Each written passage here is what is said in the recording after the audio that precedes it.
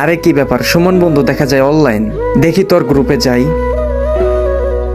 কিরে দোস্ত, কি অবস্থা তোর? এই তোরে দোষ, ভালো। তোর কি অবস্থা? এই তো আমি আছি আলহামদুলিল্লাহ। এটা কে? এটা তোর ভাবি। শালার, রিলেশনে গেলি আমাকে বললিও না। সরি রে দোষ, তোকে বলা হয়নি। আর আমরা মাত্র গতকালকে রিলেশনে গেছি।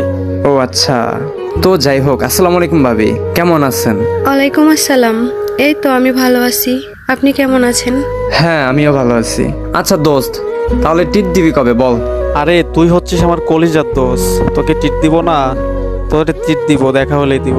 হয়েছে হয়েছে, এখন চাপাবাজি ছাড়, ঠিক আছে? তাড়াতাড়ি মিট কর আমার সাথে। ওকে ওকে ওকে। আচ্ছা যান, এখন আমার একটু বের হইতে হবে, একটু কাজ আছে বাইরে। আচ্ছা ঠিক আছে, সমস্যা নাই, যাও। আচ্ছা দোষ, আল্লাহ হাফেজ, ভালো থাকিস, বাই বাই। আচ্ছা ওকে, বাই বাই। সবাই রিলেশন করে, শালার আমি সিঙ্গেলই মরবো মনে হচ্ছে। আরে কি ব্যাপার, আবার ভাবি আর দিচ্ছে কেন?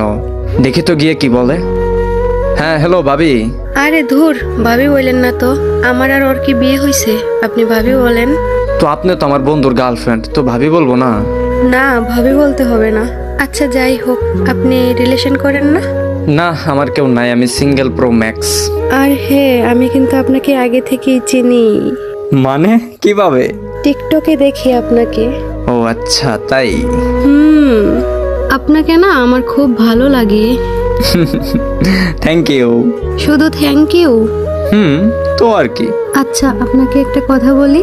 হ্যাঁ বলেন। আমাকে আপনার কেমন লাগে? ভালো। আমার সাথে রিলেশন করবেন? ছি, এগুলা কি বলেন আপনি? আপনি আমার ফ্রেন্ডের গার্লফ্রেন্ড। তো কি হয়েছে, ওর সাথে জাস্ট ডু হয়েছি গতকালকে। না প্লিজ, এগুলা বললেন না, আমার ফ্রেন্ড অনেক কষ্ট পাবে ও যদি জানে। দেখ, বালের ফ্রেন্ড ফ্রেন্ড করে আপনি আমার সাথে রিলেশন করবেন নাকি সেটা বলেন। না না না, এটা কোনোভাবে সম্ভব না। তার মানে আপনি রিলেশন করবেন না? আমি চাই না আমাদের ফ্রেন্ডশিপটা নষ্ট হোক। Sorry, bye. আরে কি ব্যাপার, এই মেয়ে আবার এর দেয় কেন? আচ্ছা, আমার সাথে তুই রিলেশন করবি না তো? দাঁড়া, দেখাচ্ছি মজা। আপনি যা পারেন করেন, চান। আরে কি ব্যাপার, আমার বন্ধু আবার এর দিচ্ছে কেন আমাকে? হ্যাঁ দোস্ত বল। সি আসিফ সি, মানে? তোর লজ্জা করে না তুই আমার গার্লফ্রেন্ডের প্রপোজাল দিস? দোস্ত, এগুলা কি বলতেছস তুই? চুপ থাক তুই। জান, তুমি জানো না আমি ওর প্রপোজালে রাজি হইনি বলে ও আমাকে যাতা বলে গালাগালি করছে। যা আমি তোমায় বলতে পারবো না, খুব খারাপ ভাষায়। তোরে নিজের ভাইয়ের মতো দেখতাম, আর তুই এরকম প্রতারণা করলি? তুমি ওরে কিক দিয়ে আনফ্রেন্ড করে দাও। তোর মুখটা আর দ্বিতীয়বার দেখতে চায় না, যা ফোট। দোস্ত, আমার কথাটা তো শোন। কিক দিয়ে দিল। হাই রে, মেয়ে মানুষ একটা বন্ধুত্বের মধ্যে কি করে দিল। যাই হোক, আমার আল্লাহ তো জানে যে আমার ভুল ছিল নাকি। কি ব্যাপার, সুমন কল দিচ্ছে আমাকে। হ্যালো, আসসালামু আলাইকুম। দাদু কেমন আছোস? ভালো। কিছু বলবেন? কি করস তুই? গেমে ছিলাম। দেখ না, তোর অ্যাড পাঠাইছি, একটা ধর না, তোর সাথে একটু কথা ছিল। আচ্ছা।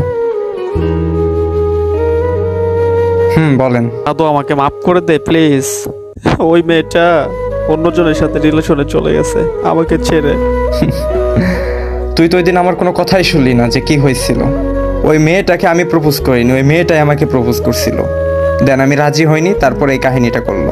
দাদু আমি পরে বুঝতে পারছি আসলে মেয়েটা খারাপ ছিল। প্লিজ দাদু মাফ করে দে না, আর এরকম হবে না। আচ্ছা, ইটস ওকে। একটা মেয়ের জন্য আমাদের ফ্রেন্ডশিপটা নষ্ট হয়ে গেছিল। সরি দাদু। তো গাইস, আপনারা কি দেখলেন? একটা মেয়ে চাইলে কি না পারে, একটা সম্পর্ক নষ্ট করতে একটু সময় লাগে না। তো সবাই এই সমস্ত মানুষের কাছ থেকে দূরে থাকুন। এটা যে শুধু মেয়েদের ক্ষেত্রে হয় এটা না, ছেলেরাও এরকম হয়।